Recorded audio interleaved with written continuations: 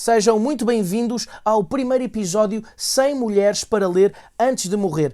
Esta série tem como objetivo mostrar de forma inequívoca que existem pelo menos 100 grandes escritoras. Não são apenas escritoras, 100 grandes escritoras que contribuíram de forma fundamental para o crescimento da história da literatura.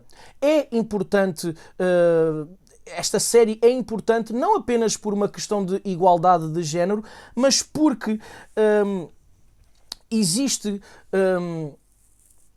uma falta de divulgação e de informação na internet sobre escritoras. Eu não consegui encontrar, sinceramente, uma lista. Eu não consegui encontrar. Então, para além disso, para além dessa falha que existe no mercado, digamos assim, é importante nós conhecermos os nomes de mulheres que muitas vezes, em situações muito adversas, porque como nós sabemos, antes era vedado o acesso às mulheres em praticamente tudo e as artes não eram exceção. Então, no período do barroco, do romantismo, do classicismo, nós temos mulheres que tiveram que escrever com pseudónimos masculinos, que não podiam mostrar a sua obra por serem mulheres. E muitas delas, no barroco, no romantismo, no realismo, se tornaram figuras principais dessas correntes literárias. Então, é muito importante nós conhecermos e sabermos isso.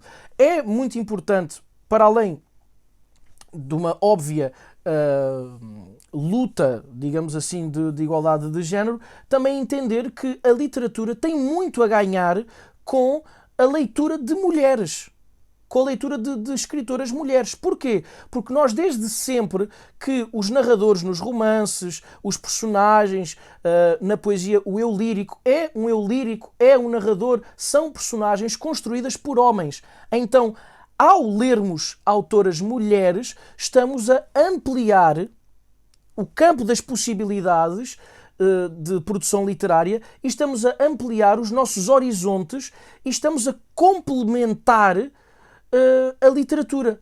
Então é de uma importância vital, na minha opinião.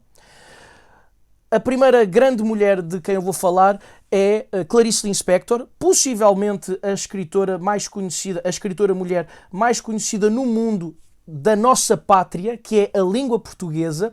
Já dizia Fernando Pessoa, a minha pátria é a língua portuguesa. Então, nesta pátria poética se juntam os brasileiros, os portugueses, os angolanos, os moçambicanos, e isso me dá uma alegria.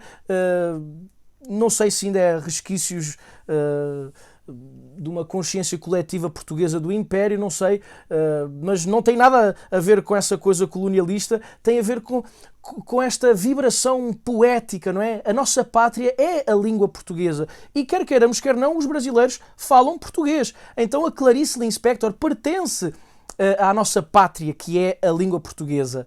A Clarice Lispector, curiosamente, nasceu na Ucrânia, a 10 de dezembro de 1920, numa cidade,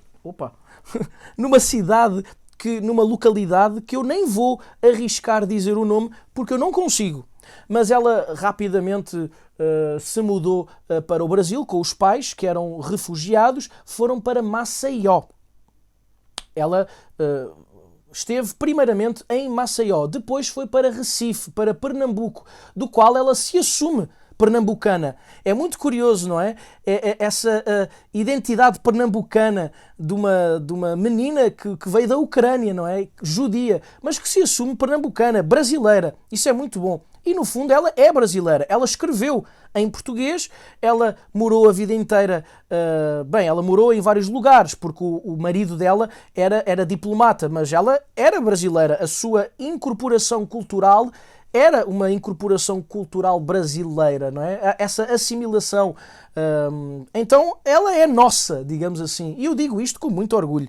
A Clarice Lispector, então, esteve no Recife, depois foi para o Rio de Janeiro, onde estudou, terminou o seu curso de Direito. Ela casou com um colega dela, que depois virou diplomata, como eu falei. Tiveram 2 filhos. Entretanto, ela se divorciou e para se sustentar, para pagar as suas contas, ela foi fazer tradução de livros e ela traduziu Oscar Wilde, o Edgar Allan Poe, traduziu, quem é que traduziu mais? A Agatha Christie, que escreveu a famosa saga de Hercule Poirot, não é? O detetive, o grande detetive Hercule Poirot, e realmente era uma mulher de garra, era de uma grande elegância estética, não é? A prosa dela é de uma grande elegância, de uma grande elevação intelectual. A Clarice Lispector, ela publicou o seu primeiro livro em 1944, se não estou em erro, com 24 anos. Esse livro, o Perto do Coração Selvagem, foi uma bomba. Foi uma bomba na época, porque ela criou uma ruptura com a segunda escola do modernismo. Ela está inserida na terceira escola, na terceira vaga, na terceira escola, terceira fase do modernismo, que tem nomes como Guimarães Rosa, Lígia Fagundes Teles, Ariano Suassuna, Guimarães Rosa, já falei, né? Guimarães Rosa, Ariano Suassuna, Lígia Fagundes Teles, João Cabral de Melo Neto, ou seja, é uma fase de grandes escritores, não é? E de grandes escritoras. E ela realmente é a grande estrela, juntamente com Guimarães Rosa, dessa terceira fase do modernismo. E foi uma ruptura total, porque, bem, eu vou tentar aqui resumir muito rapidamente.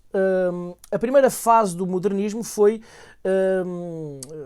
iniciada no ano de 1922, com a famosa Semana da Arte Moderna de São Paulo, não é? Em que essa semana tinha como objetivo dar início a uma nova fase na arte no Brasil. Uma ruptura total com os parâmetros estéticos, literários, artísticos do passado, não é? E uma tentativa de criar uma arte brasileira, com identidade brasileira. Não é? Aquele movimento antropofágico, etc. Resgatar a identidade, ou construir a identidade brasileira. Naquela época o Brasil tinha 100 anos, não é? Então ainda é um país muito jovem. Então o modernismo no Brasil teve como objetivo romper completamente com o passado parnasiano, realista, romântico, etc. E juntamente com uma escrita coloquial, com uma escrita informal, com uma quebra de regras da norma culta, etc. Juntamente com isso, criar uma literatura brasileira que falasse do Brasil. Porque temos que nos lembrar que todas as escolas literárias que existiam no Brasil tinham sido importadas de França, de Inglaterra, não é? O romantismo, o classicismo, o barroco, o simbolismo, tudo isso são escolas literárias importadas do Brasil. Então, o movimento modernista tinha como objetivo criar uma literatura brasileira, tipicamente brasileira. E, como tal, os romances que depois surgiram daí, que foram chamados os romances regionalistas, tinham como objetivo fazer também uma crítica social ao Brasil e também descrever as paisagens do Nordeste, do interior, do litoral, do Sul. Tinham como objetivo isso. E quando esse estilo, que é da segunda fase do modernismo, que nós também chamamos de regionalismo ou de neorrealismo, que também estava um pouco associado a uma corrente de esquerda, porque também denunciava, por exemplo, portanto, a pobreza, a escravatura também, as diferenças sociais, as diferenças das classes sociais, o modo como também as pessoas eram exploradas, etc. E a Clarice Lispector,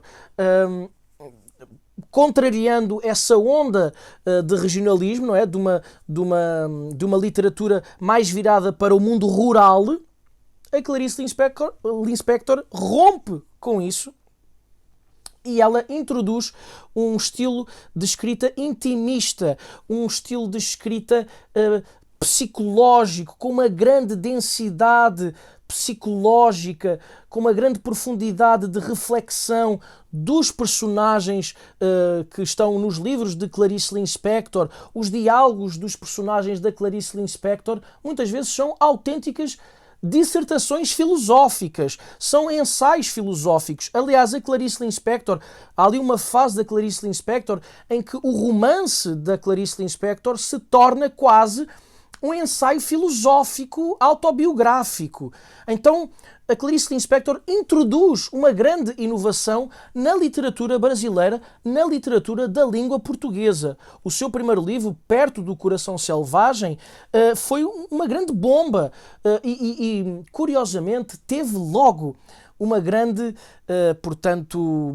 uma grande recepção na crítica, na academia e também no povo, bem, não vou dizer o povo, enfim, mas tornou-se conhecida, tornou-se mainstream, digamos assim. Teve sucesso imediato, ao contrário de muitos escritores. Nós bem sabemos, não é, o destino fatal que muitos escritores têm, que muitas vezes só são conhecidos depois de morrerem. Não foi o caso da Clarice Lispector. A Clarice Lispector tornou-se, logo no primeiro livro, uma espécie de prodígio. E teve uma ótima carreira. Publicou imensos livros, imensos romances, livros de contos também. Escreveu em jornal crónicas, crónicas essas muito conhecidas. Escreveu livros para crianças também, por causa dos filhos, não é? Que muitas vezes os filhos, portanto, queriam que a mãe lhe contasse histórias antes de dormir e ela inventava histórias para contar aos filhos. Era realmente uma mulher incrível, um gênio, não é? Uma génia, não sei...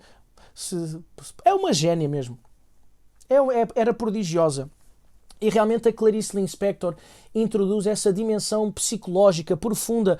Ela é uma junção do James Joyce com a Virginia Woolf, não é? Em que realmente os livros da Clarice Lispector, os romances da Clarice Lispector, são um contraste, são uma ruptura com essa segunda vaga do modernismo brasileiro.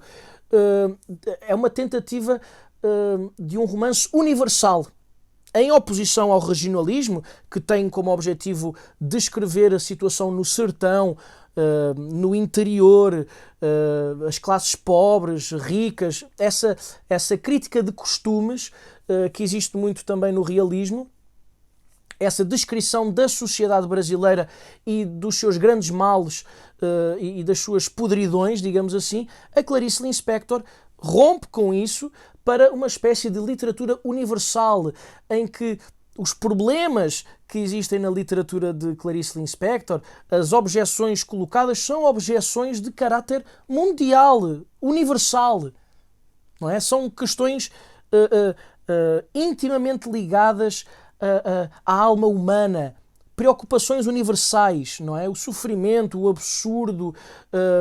Ela tem uma grande vertente existencialista, não é? Então tem toda essa dimensão filosófica em Clarice Lispector, que é genial e é uma inovação, como eu já falei e mencionei. Também nos livros da Clarice Lispector há uma coisa, um tema muito importante, que é o mundo feminino, que aliás eu falei no início. É importante ler mulheres para nós termos na literatura retratos, histórias, personagens que falam do mundo feminino. Quem melhor que as mulheres para falar do mundo feminino? E a Clarice Lispector, nesse aspecto, foi exímia. Foi a número 1 da nossa literatura. Sem dúvida nenhuma. E na literatura de Clarice Lispector também existe uma coisa que eu gosto muito, que é o conceito de epifania.